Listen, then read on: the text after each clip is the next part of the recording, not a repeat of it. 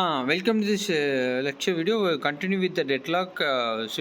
What is deadlock and what are the deadlock characteristics and what are the conditions for a deadlock condition? We have seen the three conditions in the previous lecture video. In this video, we can have the circular weight is the important deadlock things.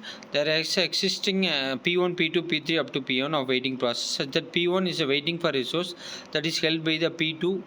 For example, circular weight A having the resource of B, B having the resource of C, C having the resource of D, then D having the resource holding the resource of A. So these causes the circular weight.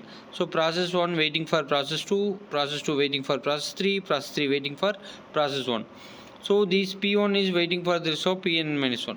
So these causes the circular weight, causing the situation to having the deadlock. So this is about the circular weight. Then followed with the resource allocation graph. In the resource allocation graph without cycles, there is here there is no cycle, no without cycles. If a graph contains no cycles, there is no deadlock. If a graph contains cycle, if only one instance per resource type, then deadlock. If several instances per resource type, possibility of deadlock. So P1 is requesting the resource, R1 is requesting the P1, P1 is requesting the R2 resources, then R2 requesting to the P2, P2 requesting to the R1. So these causes resource allocation without cycles. So if conditions no cycle, there is no deadlock. If graph contains a cycle, if only instance per resource type, then deadlock will be causes. If several instances per resource type, only one instance per resource type, then deadlock will happen. If several instances per resource type, possibility of deadlock. For example, R2 have two instances. One instance of a resource will be allocated to the process 2, another instance will be allocated to the process 3. So this causes the possible chances for deadlock. So resource allocation graph, here we are having the cyclic graph with deadlock, and another is resource allocation graph contains cycle but no deadlock. So here it will have the different P1, P2 in the blue color denotes the process and green color denotes the resources with two instances. Two instances of resource will be allocating the R2 will be P4 and P1, and this causes some possible way of resource allocation graph might be the situation to having the deadlock.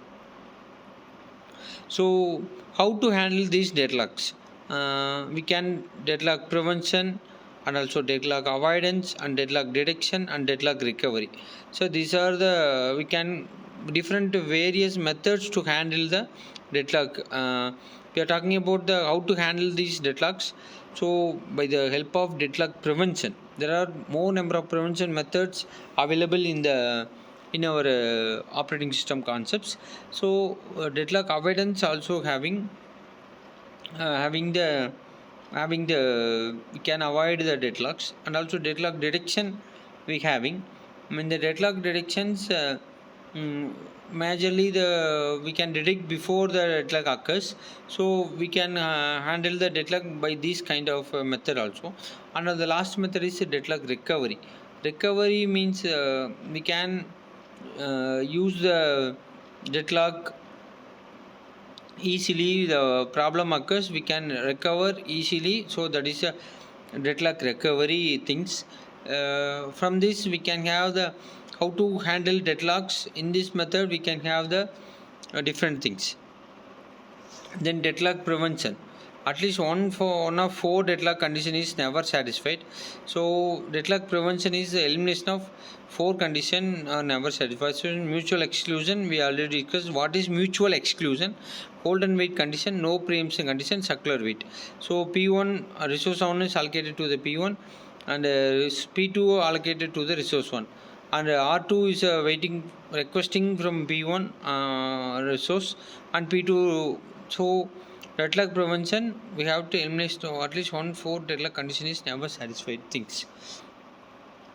So from this deadlock prevention, first we can have the mutual exclusion. We can then deny the situation by simply protocol convert all non-shareable resources to shareable resources. We can avoid this deadlock prevention.